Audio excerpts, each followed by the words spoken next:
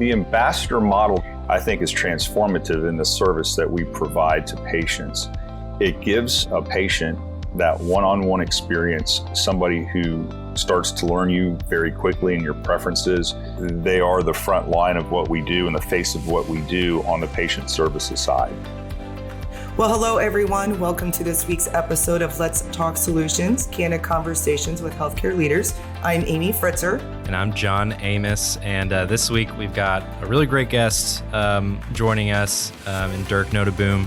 And we're going to discuss with him just kind of what all goes into food service at a hospital, specifically the patient ambassador program, and how that brings kind of a restaurant resort style service experience to patients. And just kind of the background that he's had in 30 years in healthcare and the evolution of that. And it's just a really exciting conversation. And we're really glad that he joined us. Yep. So welcome, Dirk. Thanks for joining us, and let's go ahead and get started. Okay, well, thanks so much for joining us today, Dirk. We really appreciate it. And just to kind of kick things off, and first things first, could you just tell us a little bit about your background and expertise and how you got into the food nutrition services side of healthcare? Yeah, sure. I started in this business back in 1987 by getting into dietetics at school. I had really gone to college to become a biomedical engineer. I didn't like that. Went into accounting. I liked that even less, and got into dietetics. I was into nutrition and fitness and stuff like that.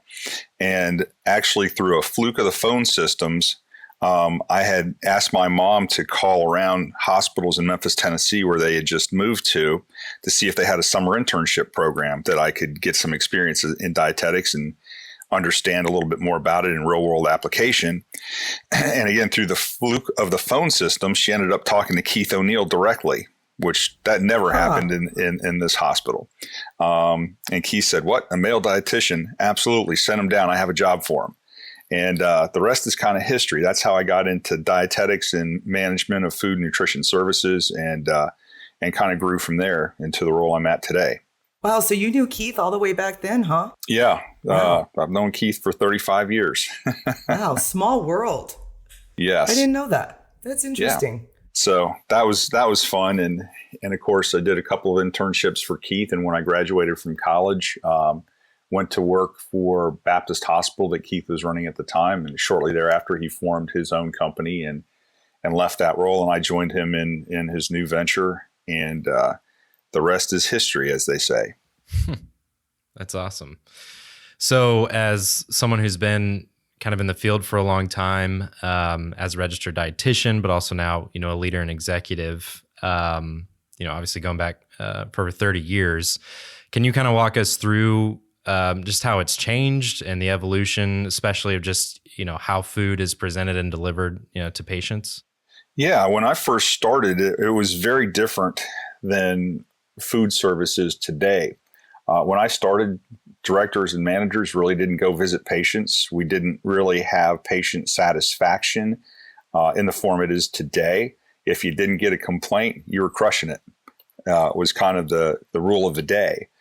And that started changing in the early 1990s as Joint Commission and as CMS started putting quality measures in place regarding almost every aspect of the hospital experience, including food. And so we had a lot of very extensive training with the Studer Group and Gallup and Press Ganey and all sorts of survey tools to understand that we needed to get up on the floors, we needed to talk to patients, we needed to really market ourselves to patients, nursing staff, and everybody in the community as a very high-end food service operation organization. And through that, there's been a lot of trips and stumbles and falls in terms of what works and what doesn't work, and getting to the point of more customized service, bedside service, if you will. For example, with our ambassadors. In the past, patients would fill out a paper menu or maybe not get a menu at all. They'd get served, and the host or hostess, the ambassador, was in and out of the room and really didn't have a whole lot of interaction. Today, that's changed, and it's more of a full service type of an operation where we're up taking menu orders at the bedside, either manually or through a computer application, an app. And we follow up then with the service delivery of the meal. We pick the meal up and have interaction with the patient then, and we come back and take the next meal's order. So it's pretty labor intensive, but we get immediate feedback, and we track that on a meal by meal basis, more or less. So you mentioned that a lot of that change came sounded like through regulatory bodies, but was that the main driver of the change, or what kind of sparked that shift? Yeah, I think the main driver of that was twofold. Part of it was regulatory, as the government went to what they call diagnostic related groups, or DRGs, to reimburse hospitals for services. Subsequently, insurance companies went that route as well. And so they put a great deal of emphasis on quality. And by way of example, back in the 70s, the doctor may have put you in a hospital for a week to get rest, like a little mini vacay at a hospital resort, if you will.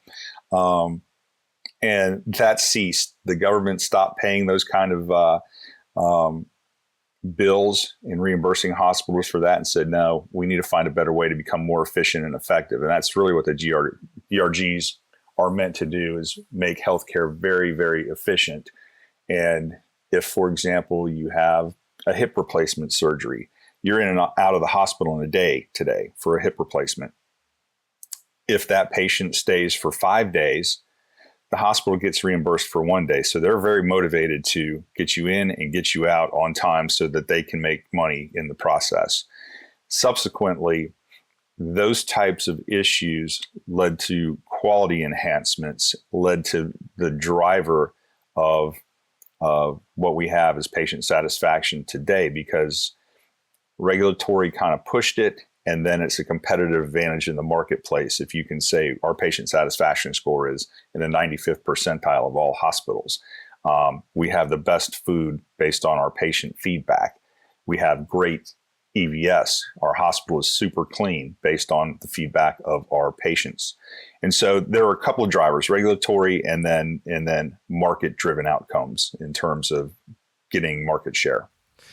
So the patients, in terms of their expectation of what the food was going to be like at the hospital, what the experience with food was going to be like, was that something you discovered kind of after the fact, after these changes started happening, you started measuring, then you started realizing, oh, there's actually a lot of expectation around here, and you kind of mentioned kind of needing to tweak things and testing and failing? Yeah, I think that's a good question, John, because in the past, we didn't get a lot of feedback in regards to food, and the old joke around hospital food being so bad, and it was out there for years and decades. And that's changed a lot.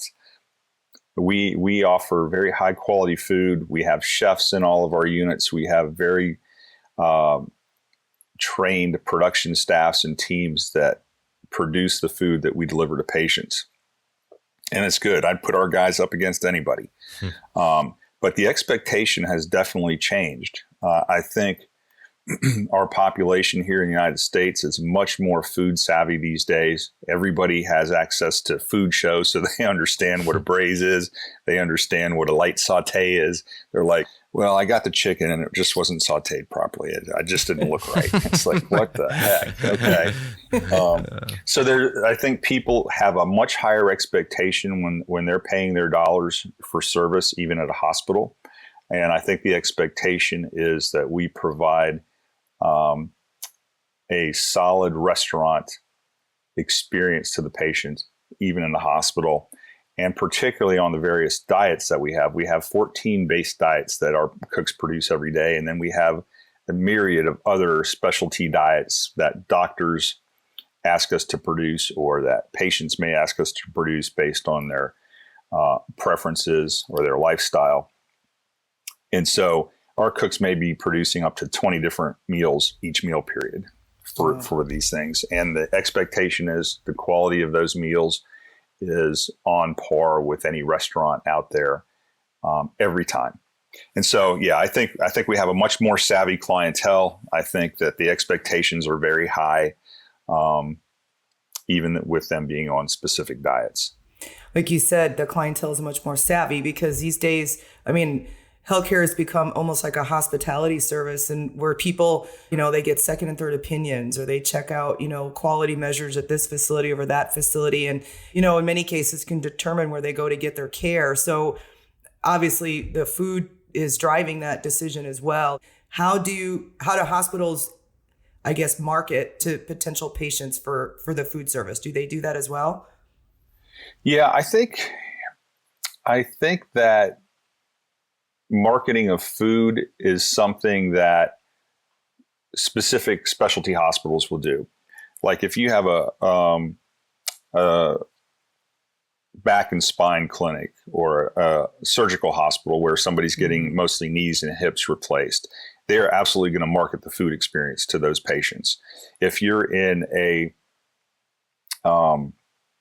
hospital in a downtown setting that is mainly treating patients from the neighborhoods and the surrounding area, they may not be marketing food. They may be marketing that they're a trauma center or things like that based on the need of the area. So I think the marketing piece surrounding food is very specific to the type of hospital and the location that it's at. Some hospitals don't market it at all. Some hospitals are kind of low key when it comes to marketing and what they can do, affordability around what they're doing and the services they provide. Safety net hospitals come to mind. They get a little bit higher reimbursement because they're the only medical facility in a large area. And so they're less concerned with marketing of food or some of these ancillary services and really more talking about their medical programs and the service lines, cardiac, lung, cancer specialties, things like that patients are looking for. And then the other piece is on the CMS website, and I believe the Joint Commission website as well, people can go and look at that hospital's most current ratings and scores based on patient satisfaction surveys. So they can go to any individual hospital and look up how good is their cancer care? How good is their cardiac care? What is their food service score? What is their EVS score? And so that if somebody has that level of interest in going and seeing what their medical facility is actually doing from a quality perspective based on consumer feedback, they have easy access to it. And so that goes along with what we were just discussing in terms of a more educated consumer, a more savvy consumer, I think in all aspects of healthcare delivery. So then in terms of, we've obviously been talking about quality of food, but in terms of the quality of service, you mentioned, we've already discussed the patient ambassador approach.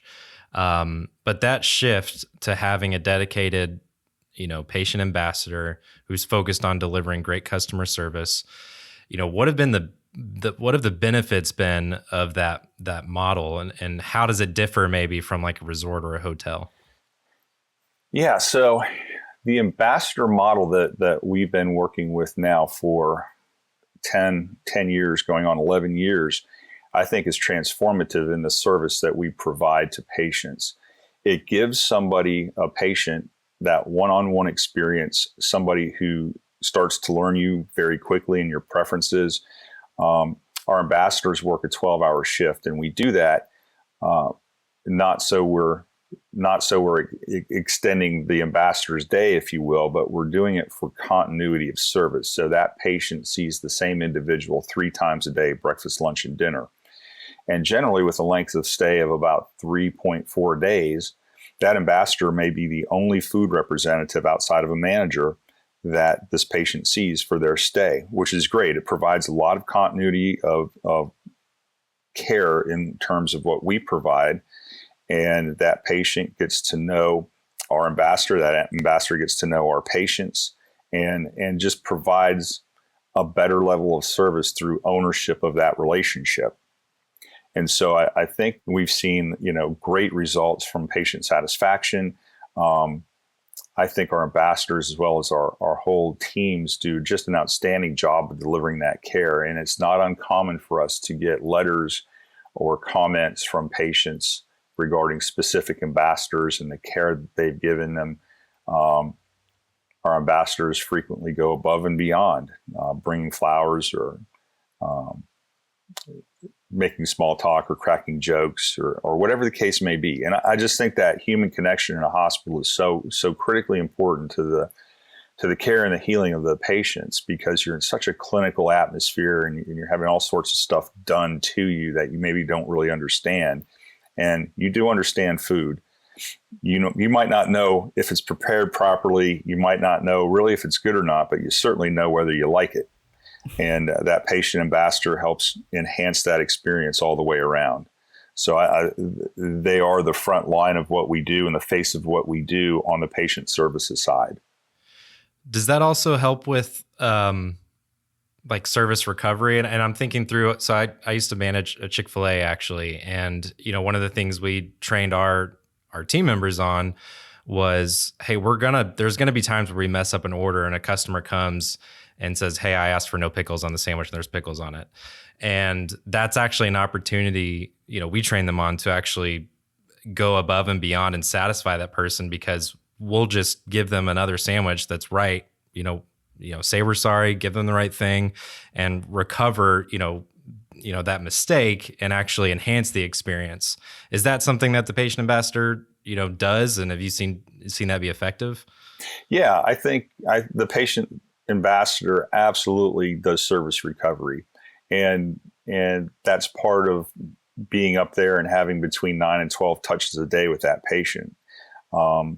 The other piece of the service recovery is it's very easy for our managers on a service recovery to go up and say, how is your ambassador? How is Maggie doing today for you? And almost always, 99.9% of the time, they're going to say, oh, Maggie is fantastic. I don't know what I would do without her serving my food to me.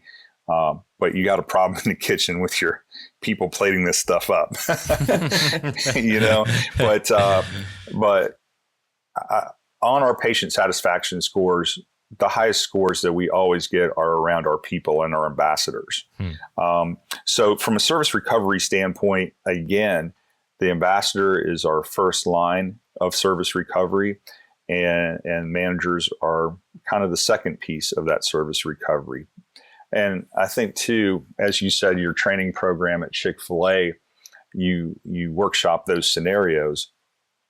We do that same thing. Actually, our ambassador training is pretty extensive. We have 13 modules that they go through, and it's ongoing training also with diets and things like that, so that they can understand why somebody's on a specific diet, what that means to that individual patient, and they have ability to explain that. At least on a certain level. And then if we need to have more description or that patient needs to really understand a lot more, we'll call in a dietitian. I was actually just going to ask that question, if they do have any kind of, clinician background or training in terms of, should a patient ask, why am I on this specific diet, or why can't I have this, or, and it sounds like that they do. They do have pretty extensive training on the diets. Out of the 13 modules that we have, 4 or 5 of those modules are specific to diets and diet related issues. And then on our daily huddles, we always have a diet related item on there. So we run through diets. We have 14 diets. We run through those diets 4 times a year. And so it's a cycle of 16 weeks, 15 weeks, or whatever the case may be, that we do some of that training in our daily huddles as well. So then kind of shifting gears here, I'm wondering if you mentioned paper menus, that used to be, or no menu at all, and then the shift to using like an app. What's kind of the technology that we're leveraging? Is it synced up with the kitchen? Like what's that look like, I guess, in the role of the patient ambassador? Yeah, so we utilize a proprietary program that's being built for us by a third-party fulcrum, and our app is called Breadbox. We've been working on it for several years, and last year we started going live in units with the program. And generally we can do this manually, where an ambassador will enter a patient name and the diet, or we can do it automated via an HL7 line. And we've started putting in a lot of HL7 lines. We probably have them in 20 to 25% of our accounts at this point. And that automates the whole system for the ambassador. They basically get their list of patients, what diet they're on, and then the program itself understands those 14 different diets and how they may overlay.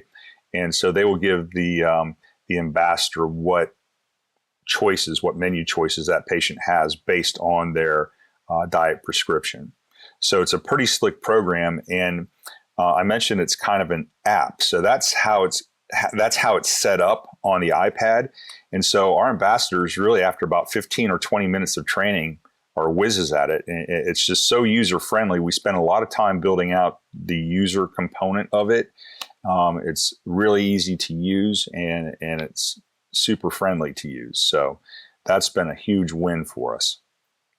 So when you're talking about the patient ambassadors there and able to be next to the patient and, obviously knows what diet that particular patient can or cannot have, can it be so customized when they're actually ordering, like at a restaurant, where they'll be like, well, I'd like this salad, but I'd like the dressing on the side? Yes. Or, like that scene of Meg Ryan and When Harry Met Sally comes to mind, when she's so particular, and she wants this on the side, or 2 of this, or can I have a smaller?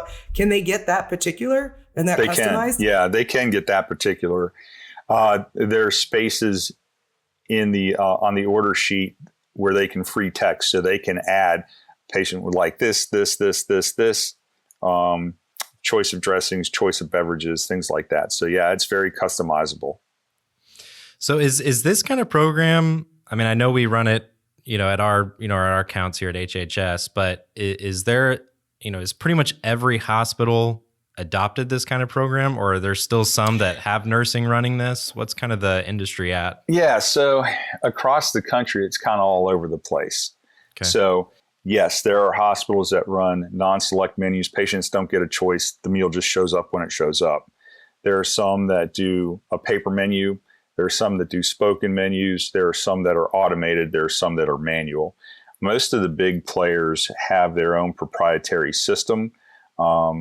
Many hospitals contract with Seaboard or Computrition to bolt on one of their add-on menu programs.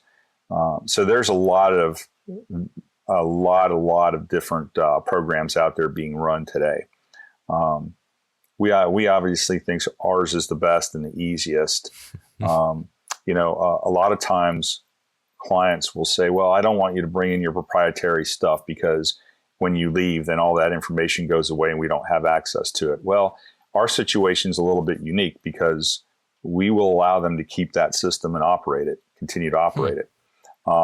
There's a licensing fee that they'd have to pay, but it's extremely small compared to what you pay for a Seaboard or a Computrition on an ongoing annualized basis. So we do offer something a little bit different out there, and that alleviates some of the fear that clients may have.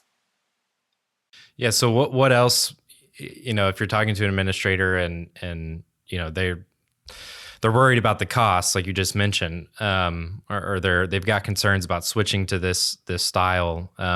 What are the things that you talk them through about why it makes sense, why it's worth it? What are the benefits? What are the things you're telling to an administrator about why it's worth it to go to this? So one of the things that we talk to them about is this: whether you want this system or not, it's included for free to you. We don't charge clients for this program.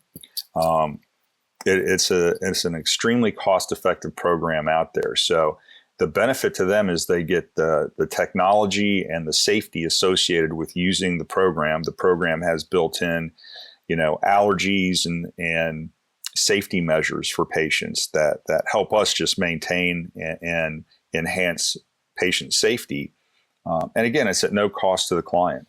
So we have not really had any issues with clients saying, "Oh no, don't do that." We've had a couple clients that have said, "Well, our enterprise-wide system is going to be this, but if this is no cost to us, we'd like to run it as a trial." And in fact, I was just talking to a large hospital system yesterday that's bringing in Computrition, but they're allowing us to trial Breadbox at one of their hospitals, and we're in the process of getting that set up right now. And once we do that, they may come take a look at it. And actually, they committed to come taking a look at it and seeing if that would work enterprise-wide for them. And if it does, that may put us in a mix in a much larger and in a much larger position.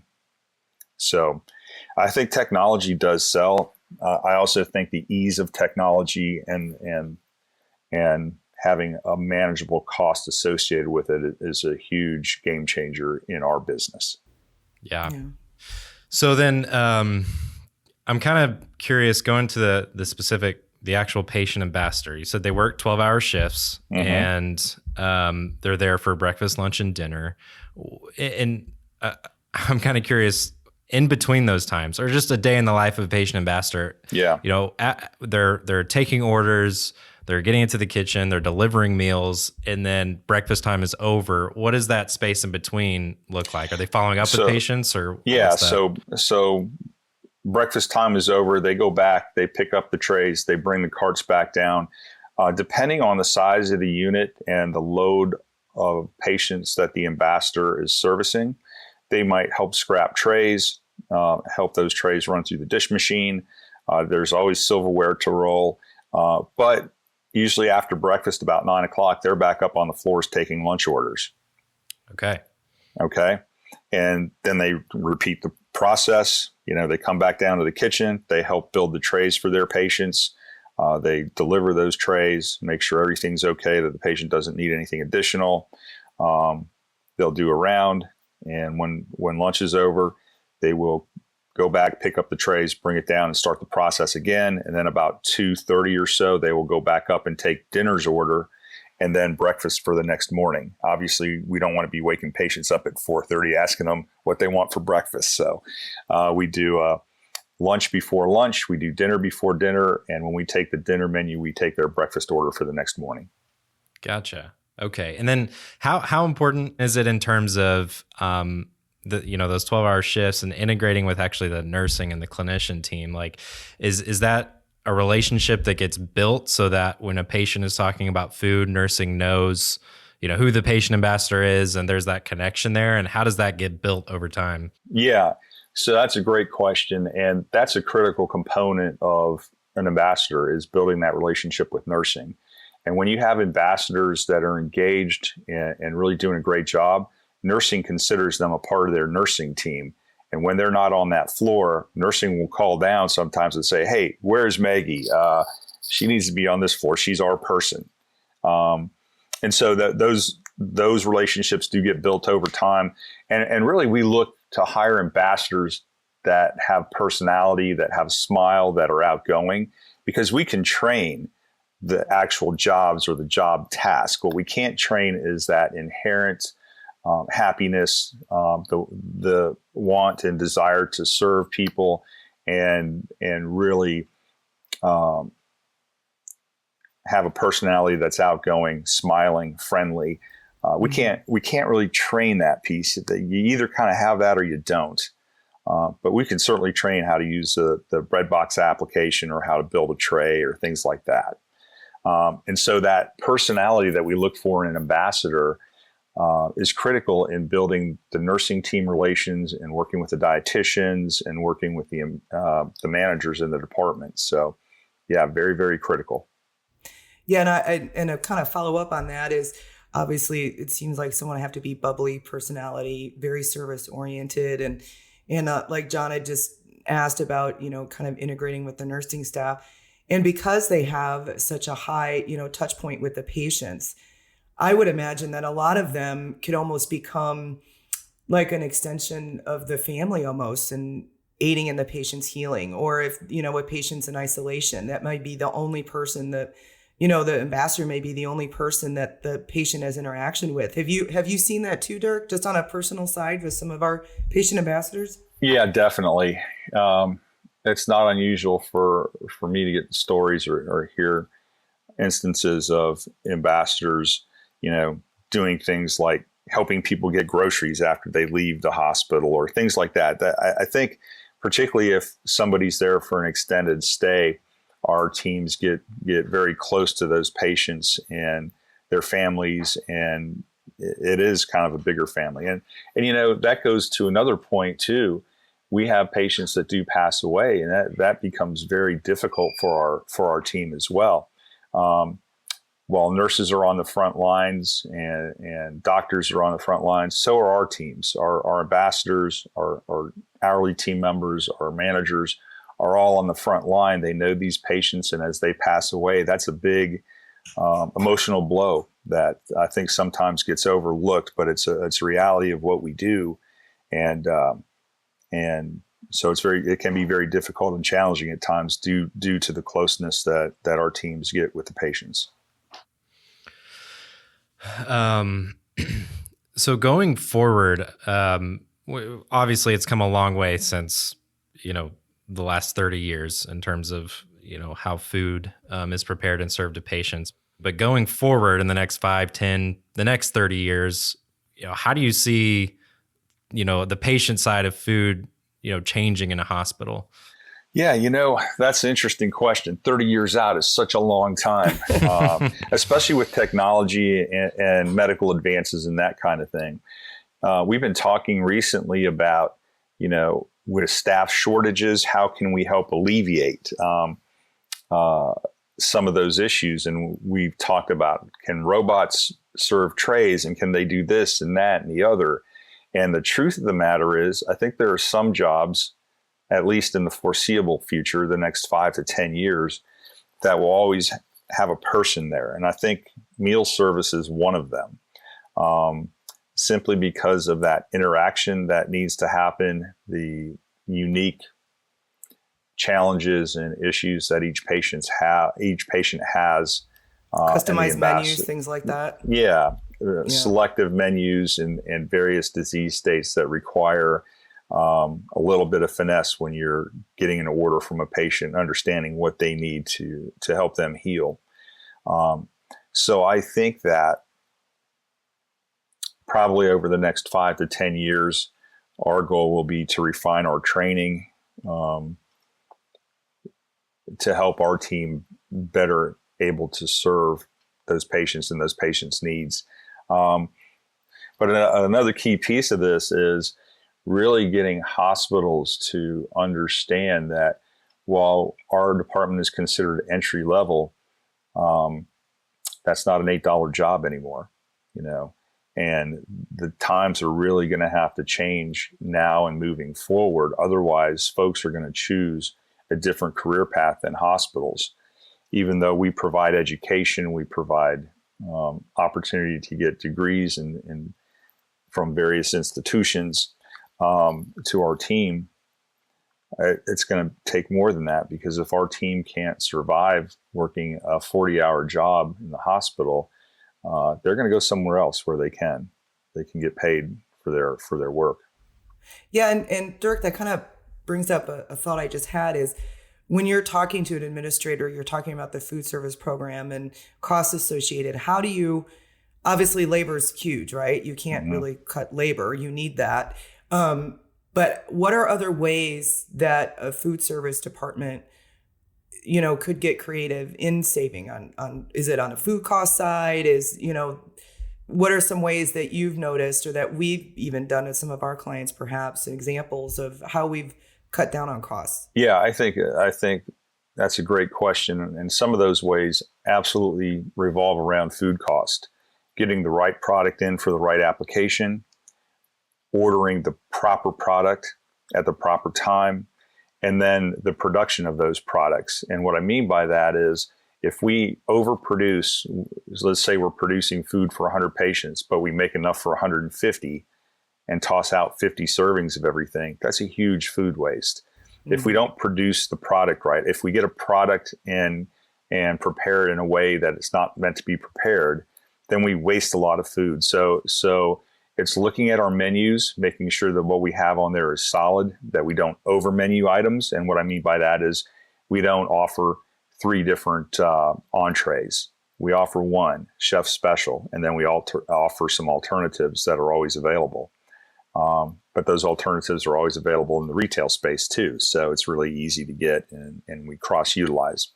So food cost, proper product at the proper time, and avoiding food waste as much as possible is one way. Making sure we're ordering the right supplies. And one of our largest supplies in the kitchen is going to be paper products, whether that's disposable plates for the retail area, whether it's napkins, silverware. Surprisingly, is one of the things that has a very high turnover rate. A lot of it gets thrown away, or people keep it as a memorial to their hospital stay. Crazy things like that. And then there's always chance, especially as we get into an account and start operating it over the course of the first year, there is usually an opportunity to look at labor and understand, since we've been there operating it, how we can become more effective and more efficient. So all three of those areas, there's always things that we can do, things to look at based on the experience of our operators to be able to help reduce costs.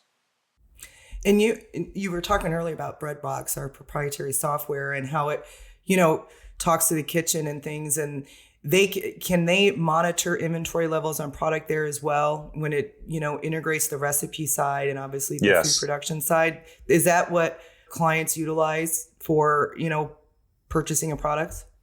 Yeah. So actually, our teams do all the purchasing of products. So our teams are monitoring all of that, what they need based on the menus for the retail and for the patient services. But yes, the inventory module will tell us what's in stock, and we plug the menu into Breadbox. It'll tell us what we have in stock and what we need to order to complete that menu. So it becomes a very efficient cycle once all those components are put in place. Helps cut down on waste, it sounds like, too. Yeah, definitely. Because it'll tell you exactly what you need and all that fun stuff. Yep, it sure will. Well, obviously there's, just a lot that goes into not only just the patient ambassador side of things, but just the overall food service. But kind of in summarizing this conversation, Dirk, I'm curious if you can just kind of cover some of the biggest takeaways you think that, you'd want to leave listeners with in terms of why the patient ambassador program is important, why, food from a patient perspective is so critical for hospitals and for the patient experience.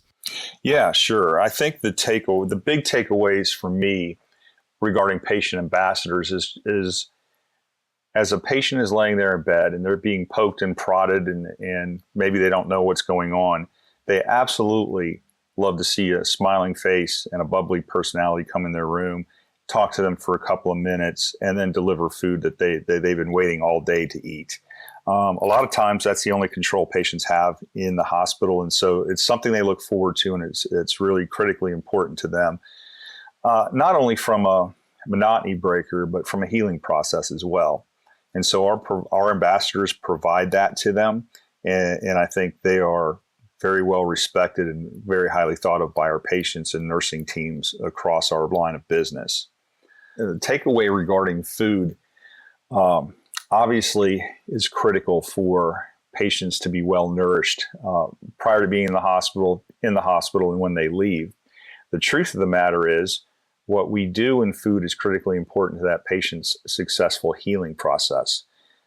You can have the best doctor in the world with the most advanced procedure, the most advanced gadget, the best medicine, but if your body is not nourished properly, it cannot heal itself from any of the experts. So that proper nourishment that we provide really allows the technical expertise of doctors, nurses, pharmacists to be impacted in that person's healing process. So we have one of the most important jobs in the hospital, which is making sure that our patients are being well fed, well nourished, so that they can heal up. And without us, that doesn't happen. So the service we provide, while again is many times considered entry level, is one of the most important jobs that anybody in that hospital has.